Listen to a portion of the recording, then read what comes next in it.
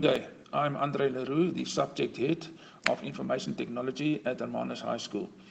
Firstly, let's look at what is information technology. Information technology is the study of the technologies used in the capturing of data, processing of it, useful information, and the management and presentation of data.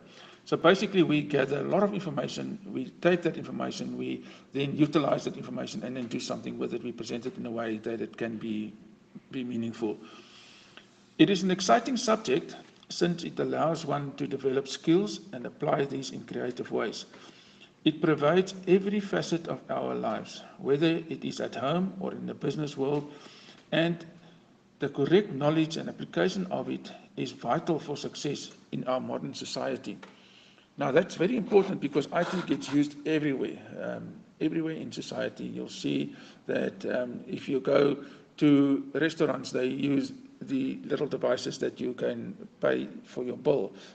Some of the restaurants, you've got like a touchpad we can order. So IT is being implemented in a vast majority of things. Now, firstly, should I take the subject? That's a question you have to ask yourself. Do you have a fascination with computers and express the interest by spending much of your spare time exploring its functions and applications? Are you a creative, analytic thinker who is logic and scientifically minded? Now, that is important because if you think logically and you're a problem solver, because that's what IT is all about, we're solving problems. So if you're a problem solver, you like to take things apart and put them back together again, then yes, that might be the subject for you. Is math one of your strongest subjects? That's cool.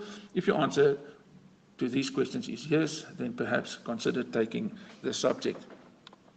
Now, in the subject, we do various things that we go through, components of it, and that is the computer hardware, which is the physical parts of the computer, CPU and all of that.